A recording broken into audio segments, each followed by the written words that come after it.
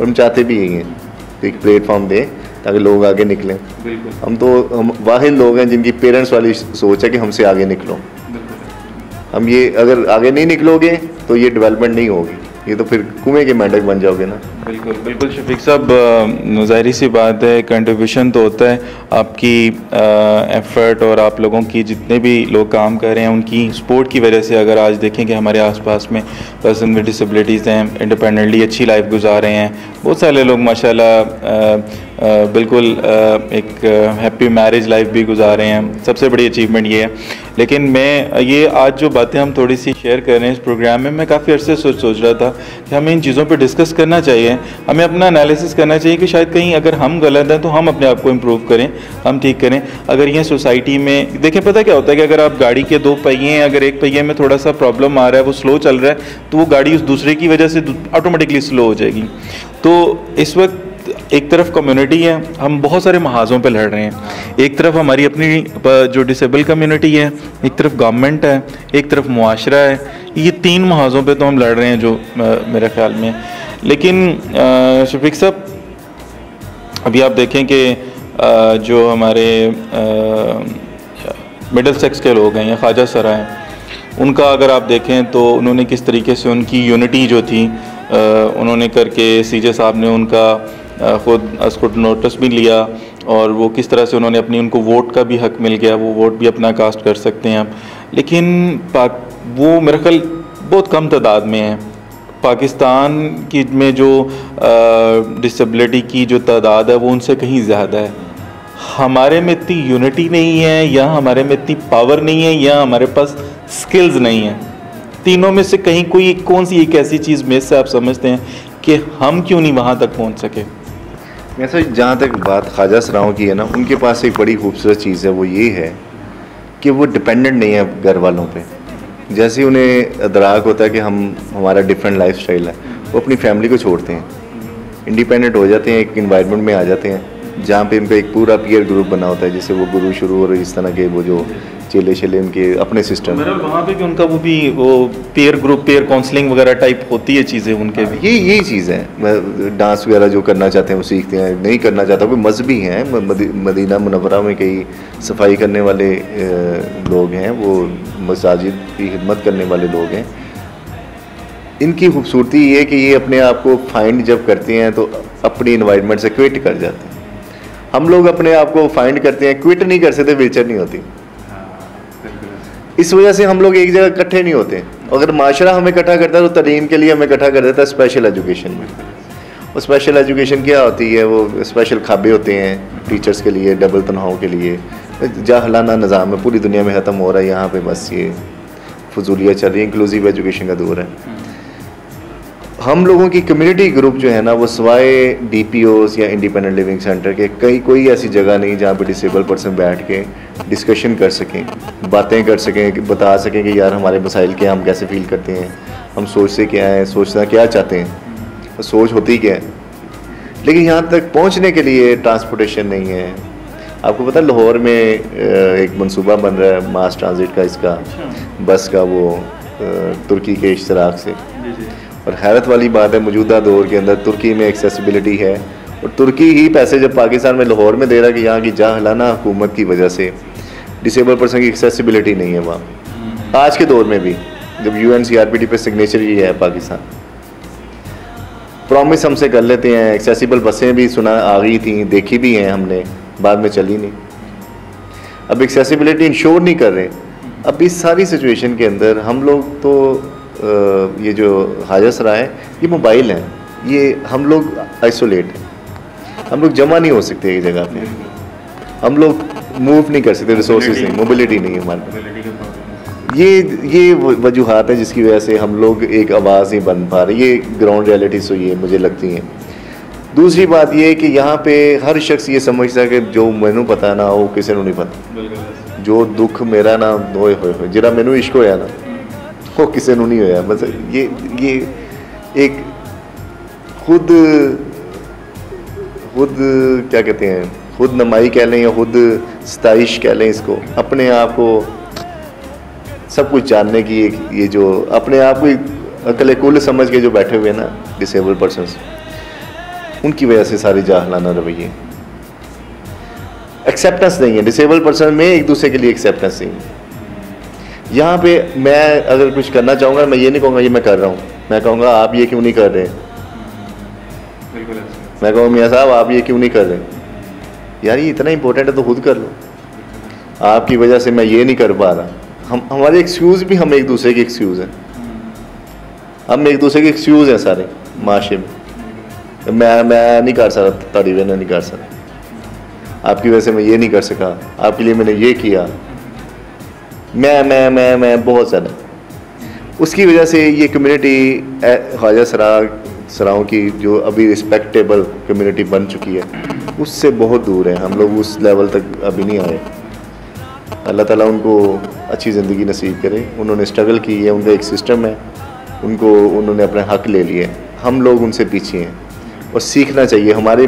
मेरे ख्याल में तो इस टाइम रोल मॉडल वही हैं जिन्होंने इतने से होकर अपनी कम्युनिटी के लिए कितना कुछ हासिल कर लिया, और हम लोग स्कैटर्ड हैं, अफसोस वाली बात।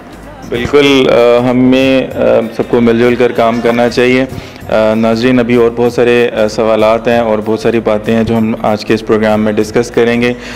यकीनन इस प्रोग्राम का मकसद ये है कि हम जो हैं प्रॉब्लम्स हैं उनको आइडेंटिफाई कर सकें, चीज़ों को आइडेंटिफाई कर सकें ताकि और ज़्यादा बेहतर अंदाज में काम कर सकें। मैं एक चीज़ और जानना चाहूँगा आपसे, और अपने देखने वालों को भी ये उनके इल्म में भी ये आना चाहिए। आप क्या समझते हैं कि आज से 10 साल पहले और आज में क्या फ़र्क है पाकिस्तान की डिसेबिलिटी मूवमेंट में? आप समझते हैं, जिस तरह भी हमने डिस्कस किया, प्रॉब्लम्स को आइडेंटिफाई किया, अपने रोल्स को भी देखा कि रोल और रिस्पॉन्सिबिलिटीज़ में भी कई कमी आ रही है, बहुत सारी चीज़ों में जहाँ पे चीज़ों को फोकस होना चाहिए उस पर फोकस नहीं हो रहा। समझते हैं पिछले 10 सालों में और आज में कोई फ़र्क है? मेरे साथ फ़र्क तो बहुत ज़्यादा मेरे ख्याल में। जैसे DPOs जो हैं अभी फ्रंट फुट पे खेल रही हैं, लीडिंग रोल है इनका DPOs। जैसे इंटरनेशनल ऑर्गेनाइजेशन जैसे शेफ़ इंटरनेशनल पाकिस्तान में एक्टिवली काम कर रही है 10 साल के अंदर। साइड सेवर के बहुत सारे कारनामे हैं, चिप वाले अच्छा काम कर रहे हैं। फिर हमारे क्या नाम है इसका LCD वाले इमरान साहब बड़ा ज़बरदस्त काम कर रहे हैं। फिर बहुत सारे लोग हैं। अब इसमें मेरे ख्याल में जो फ़र्क पड़ा है वो ये पड़ा है कि अब हम लोग इक्वालिटी पे बात करते हैं। जब इंटरनेशनल डोनर के साथ बैठते हैं, पहले रिक्वेस्टें होती थी, आपको याद होगा कि सर ये कर दें, सर ये कर दें, ऐसा। अब अल्लाह का शुक्र है कि वो स्टेटस डिसेबल पर्सन की तंजीमों को मिला है कि वो पार्टनर के तौर पे काम करते हैं, और ये भी इनका एक मैं कहूँगा क्रेडिट जाता है इंटरनेशनल डोनर्स को कि उन्होंने इस तरीके से डिसेबल पर्सन की अहमियत को, DPOs को रिकगनाइज़ किया है कि वो अच्छे तरीके के साथ अच्छे पार्टनर के तौर पे सामने आ सकें। इसके अलावा इन 10 सालों में जहाँ पे कंट्रीब्यूशन है, स्टेप ऑर्गेनाइजेशन का आतिफ शेख का बड़ा कंट्रीब्यूशन है। आबिया माशाल्लाह बहुत ज़बरदस्त काम कर रही है, अभी UK में है। इन्होंने लीडरशिप ट्रेनिंग्स बहुत सारी करवाई हैं। फिर हमारा अगर देखा जाए कि बहुत सारा कंट्रीब्यूशन है लोगों का, तो आपने इतने समझते कुछ चेंज आया है? मतलब आपको 10 साल पहले अगर आप जाएं तो आज 10 साल में अगर आप 2 लफ्ज़ में बताना चाहिए कि हाँ जी ये चेंज है बहुत ज़्यादा। वैसे जहाँ तक चेंज की बात है ना, कि अगर आंखें बंद करके 10 साल पीछे जाके दोबारा देखें तो बहुत ज़्यादा चेंज है। लेकिन अभी जहाँ पे मैं बैठा हुआ हूँ मुझे लगता है कि कुछ भी नहीं हुआ। अंदर जो है वो लगता है कि कुछ भी नहीं हुआ। लेकिन मतलब एक आम ज़िंदगी में, रोज़मर्रा की ज़िंदगी में एक जो डिसेबल पर्सन है उसको जिन मुश्किलात का सामना करना पड़ता है या उसकी नीड्स हैं वो उसको इतनी आसानी से नहीं मिल रही जो मिलनी चाहिए। जिस तरह से बाकी सिस्टम तो एक ऐसा होना चाहिए कि आप यहाँ से बाहर निकलें और बस में आप ट्रैवल कर लें। ये एक जो है आराम से एक व्हीलचेयर यूजर्स बस में ट्रैवल कर सके, किसी बिल्डिंग में जाए बगैर किसी की हेल्प पर रैम में चले, तो ये एक अचीवमेंट है। तो आपके ख्याल में आपको लगता है कि ऐसा है? मेरा नहीं ख्याल कि अभी ऐसा हुआ। मियाँ साहब लोअर का एयरपोर्ट बना है जिस पे बार बार चेनें लगा देते हैं, बड़ी मुश्किल से खुलवाते हैं। एक ही एयरपोर्ट है लोअर का जो कि एक्सेसिबल है, वहाँ भी मुसीबत पड़ी रहती है। कभी ब्लॉक्स रख देते हैं, कभी कहते हैं रेडियन उधरों लाए हो। अवेयरनेस मेरा नहीं ख्याल यार ये बड़ी कुछ चीज़ है। हमारे पास इस प्रोग्राम के लिए टाइम बहुत कम है। मैं आपसे आखिर में चाहूँगा कि आप हमारे देखने वालों को और ख़ास तौर पे वो पर्सन विद डिसेबिलिटीज़ हैं उनको कोई मैसेज देना चाहेंगे, कि कोई पैगाम देना चाहें? मेरा सब पैगाम यही है कि सारे दोस्त सिर्फ ये सोच लिया करें कि हमारी ज़िंदगियाँ कोई ज़्यादा लंबी नहीं है। पर्सन विद डिसेबिलिटी की लाइफ वैसे भी लिमिटेड साल होते हैं हमारे पास, कोई लंबी ज़िंदगी नहीं मेडिकली हमारे पास। इन छोटी छोटी ज़िंदगियों में बड़े बड़े काम अगर करने हैं तो मेरे ख्याल में यूनाइटेड होकर यूनिटी के साथ ही आप कर सकते हैं। अदरवाइज़ कोई बड़ी चेंज नहीं ला सकते, कोई मुआवजा नहीं हो सकता पाकिस्तान। वो तब भी हो सकता है कि डिसेबल पर्सन सब यूनाइटेड हो जाए। और ये जो क्रॉस करने वाला कल्चर है ना, इसको सपोर्ट करने में कन्वर्ट कर दें। बहादुर वो होता है जो ज़िंदगी देता है। ज़िंदगी लेना तो बहुत आसान काम है, 1 मिनट में किसी की ज़िंदगी ले सकते हैं आप। ज़िंदगी देने के लिए एक अरसा दरकार होता है, तो लोगों को ज़िंदगी देने वाले बहादुरों की तरह ज़िंदगी दें, लोगों की ज़िंदगी आसान करें।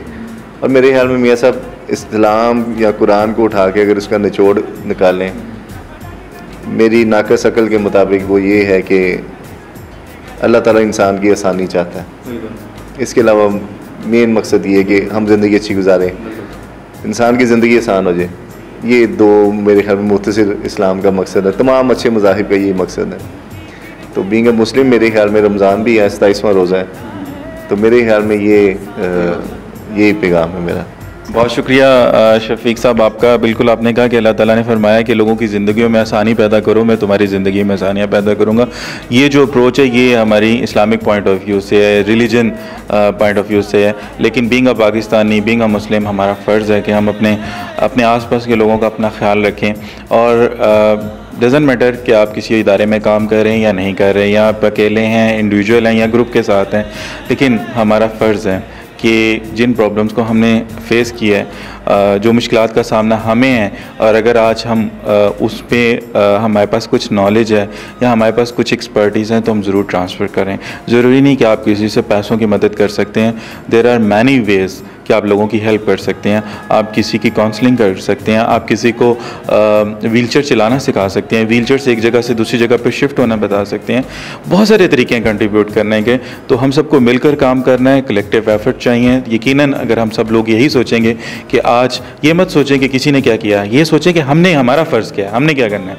अगर आज हम इन चीज़ों से काम करना शुरू कर दें, यकीनन वो दिन दूर नहीं कि जिस दिन हमारे पाकिस्तान में भी वो तमाम सहूलियात होंगी जो दूसरे मुल्कों में होती है, जिनका हम जिक्र करते हैं। आज के प्रोग्राम में मैं आपसे इजाज़त चाहूँगा। फिर किसी नए प्रोग्राम के साथ ज़रूर आपके सामने हाजिर होंगे। फ़ी अमानिल्लाह, अल्लाह हाफ़िज़।